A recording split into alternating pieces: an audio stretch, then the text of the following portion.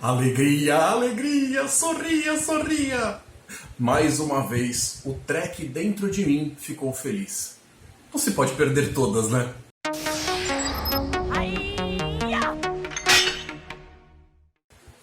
Fala galera, eu sou o Heitor Teixeira e hoje a gente vai falar a respeito do quarto episódio dessa nova temporada de Discovery. Morra tentando. Eu tava com saudade de um bom e velho Diário do Capitão. A gente vê que os roteiristas tiveram de fato um bocado de trabalho para conseguir capturar o que vai representar de fato toda essa época, porque a parte tecnológica daquilo que eles mostram automaticamente vai ter que parecer nova, super hiperbólica, mas ao mesmo tempo vai ter que trazer também um senso de familiaridade para quem está assistindo, porque afinal a audiência é do agora. Então imagina você explicar algumas das coisas que a gente tem aqui, dos nossos comportamentos, para alguém que viveu mais ou menos lá para 1090.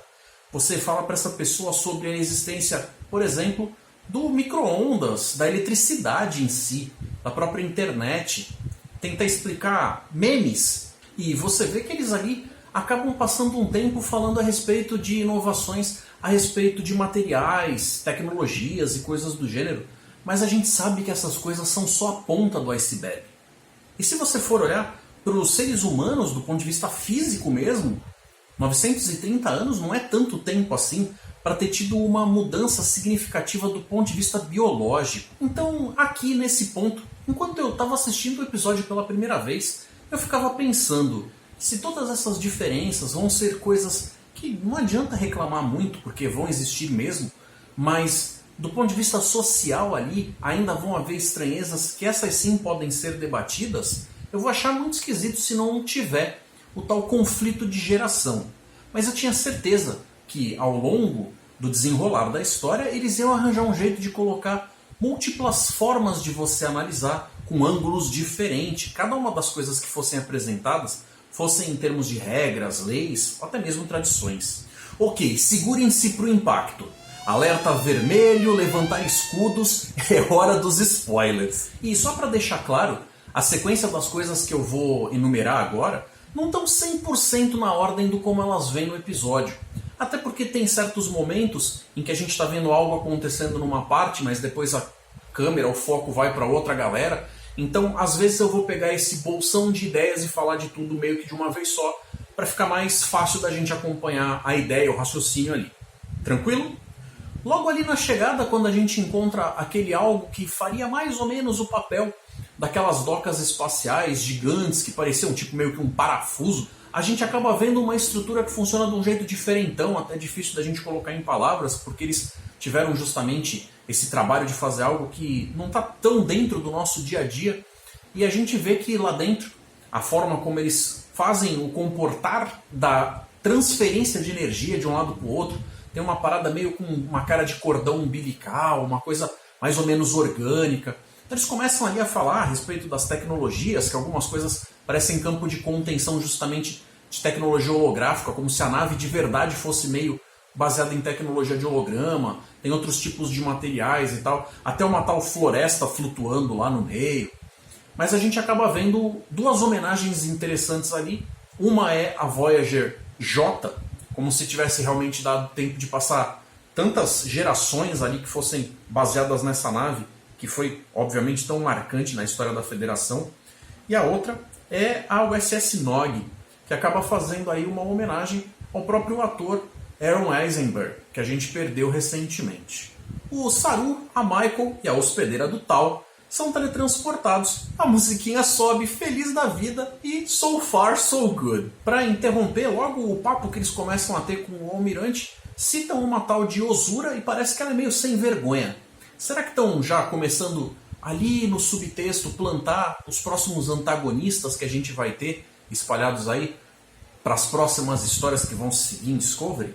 O papo de apresentação segue até que bem amigável, mas com uma certa distância, o que não é de se estranhar. Porque afinal essa galera tá chegando meio que do nada do ponto de vista do pessoal que ficou, que passou esses anos todos sem ter viajado no tempo. Então, de certa forma, tudo o que está acontecendo ali, e não que o pessoal da Discovery tenha lá muita escolha, mas quando eles vão fazer a entrega de informações na reunião, eu vejo que eles estão ali numa espécie de desvantagem, porque eles, hierarquicamente falando, e estão inclusive procurando pelo pessoal da frota e da federação, tem muito o que explicar de fato. Mas é como se eles estivessem dando informações para pessoas que são tão desconhecidas para eles, quanto eles são para os outros. Isso acabou me soando como uma certa desvantagem que fica bem clara. Vocês viram o Doutor Artificial perguntando para Michael se ela tem tendências a descontroles emocionais? Olha, eu acho que isso foi um baita de um aceno dos roteiristas pra gente. Porque se não foi, eu não sei o que é. E durante as explicações, é claro que não dá para os caras simplesmente de primeira aceitar todo esse papo de Red Angel, controle, dados da esfera. Porque afinal, a Frota Estelar fez o favor de apagar tudo isso do registro, justamente para que essas informações acabassem não poluindo a timeline, não complicassem as coisas. O que gera um impasse logo de cara, já que eles nunca ouviram falar nada a respeito dessa tal Discovery e o seu Spore Drive.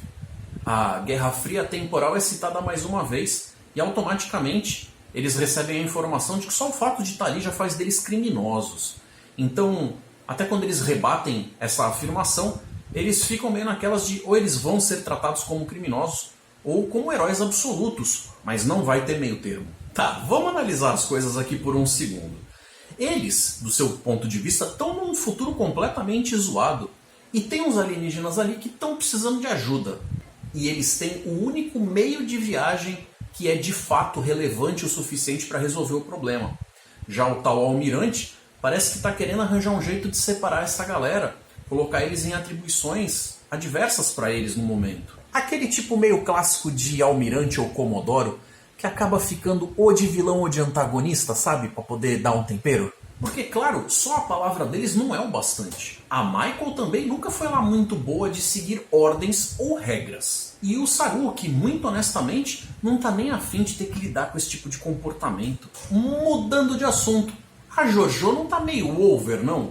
E aqui vale a gente colocar uma nota para a participação do diretor David Cronenberg, que fez essas produções aí que você com certeza já viu. Em um papo entre eles que fede muito a Seção 31. Agora, olha que interessante. Desde o episódio Mirror Mirror da série clássica, eu não acho que o universo do espelho tenha sido de fato bem utilizado. Bem, em nenhuma outra série, para ser franco. Porque tem um bocado de complicações científicas e lógicas aqui. E eu até posso fazer um vídeo sobre isso outra hora. Mas aqui eles acabaram lidando com a coisa de um jeito que eu achei curioso.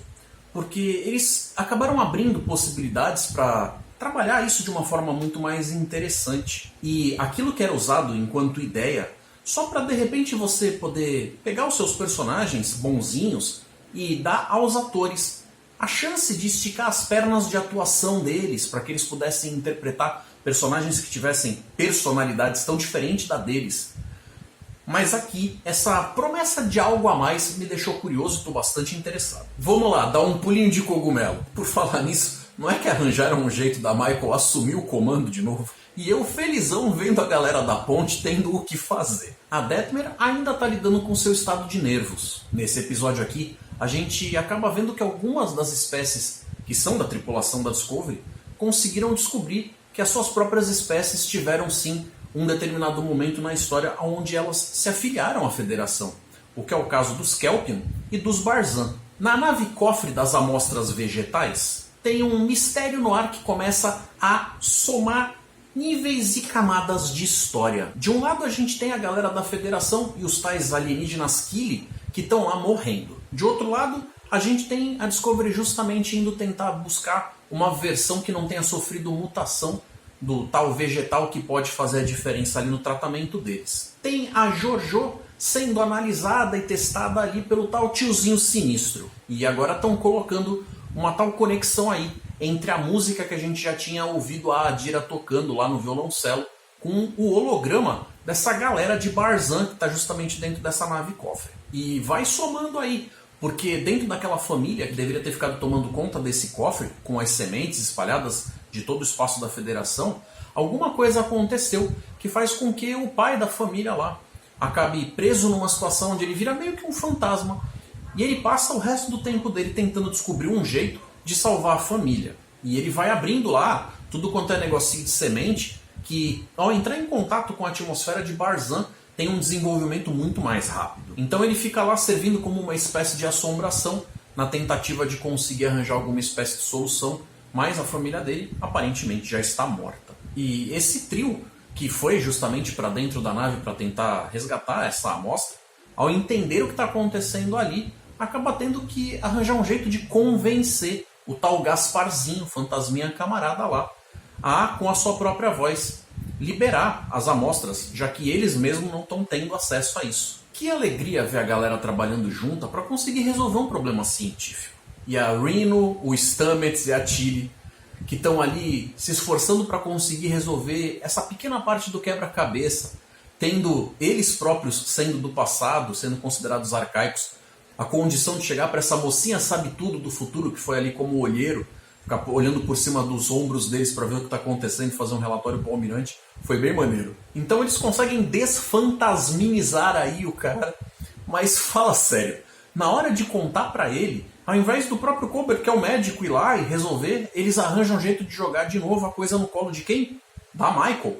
E o médico não seria a pessoa mais indicada para dar esse tipo de notícia? Porque já que ele tinha uma relação ali com a Nan, por serem da mesma espécie, e tem mais ou menos a mesma cultura, e ela talvez esteja pegando leve, e eles precisarem de alguém que chegue com um choque de realidade, eu creio que mais uma vez eles perderam a oportunidade de deixar o Culber brilhar e fazer o que ele deveria ter feito aqui. Só acho. Mas o papinho funciona. E não leve a mal quando eu digo papinho, é que foi curto mesmo. E então imediatamente um novo problema é gerado. Porque agora que ele foi colocado em fase, já que tinha acontecido aquele incidente lá no meio do teletransporte dele para dentro do cofre, com a explosão daquele sol que estava ali perto, a gente vê que imediatamente, no momento em que ele está presente aqui no mundo físico junto com a gente, ele volta a estar sofrendo dos mesmos maus que teriam feito um impacto na família dele e ele está morrendo. Só que ele não quer ir para a enfermaria receber cuidados, ele quer ficar com a família dele. E a Nan acaba se voluntariando para ficar para trás, tomar conta do que é necessário dentro dessa nave, que representa tanto para a Federação. E se nesse ponto aqui você estava achando que não ia ter choro, sabe de nada, inocente! Concluindo o episódio, a maior parte das tramas tem sim a chance de chegar num final. Então, os tais alienígenas Kili lá, que estavam morrendo e estavam precisando da vacina, recebem o seu cuidado médico. A Felipa parece que está bem encaminhada para ter suas próprias histórias a partir de agora. A gente ainda acaba sobrando com o mistério da tal música lá, que a galera tem uma noção de que ela é espalhada por aí, mas ainda não sabem bem o porquê. E no último papo franco ali do Saru com a Michael, ele acaba pedindo para ela se comportar de um jeito mais Starfleet. Será que ao longo dos próximos episódios a gente vai ter uma Michael mais centrada? Só enquanto for conveniente, né? No geral eu achei mais um bom episódio da terceira temporada, que apesar de não ser perfeito, ele tá me agradando bastante. A forma como eles estão cuidando do desenrolar da história me parece muito mais dentro das minhas expectativas. Ainda tem algumas coisas ali que deixam um pouco de dúvida dentro dessa caixinha de mistério que eles trabalham e tal, mas tá acontecendo de um jeito muito bacana. Tenho ficado bastante satisfeito com o que eu tenho recebido nessa temporada aqui. Tem bastante potencial para as coisas do que estão no porvir e aparentemente os roteiristas estão tentando se manter mais afastado daquelas coisas mais polêmicas. Pelo menos por hora. Muito obrigado por separar um tempo para me ouvir falar desse assunto que eu tanto curto, que é Star Trek. Deixa aí um joinha ou um dedão para baixo para saber o que vocês estão achando dos meus vídeos. E por falar nisso, sugestões, críticas ou elogios são muito bem-vindos aí nos comentários. Quais as opiniões de vocês? O que vocês estão achando de tudo isso? Se vocês puderem compartilhar esse vídeo, vão estar ajudando demais e eu vou ficar realmente muito grato. Para vocês ficarem ligados aqui no Tela Tracker, inscrevam-se no canal, ativem o sininho. Lembrando vocês que agora eu também tenho o cantinho Star Wars, então tem um bocado de coisa bacana para vir por aí. Agora tem duas sugestões aí na tela de vocês, para vocês continuarem assistindo as coisas aqui do canal. Um forte abraço e até mais!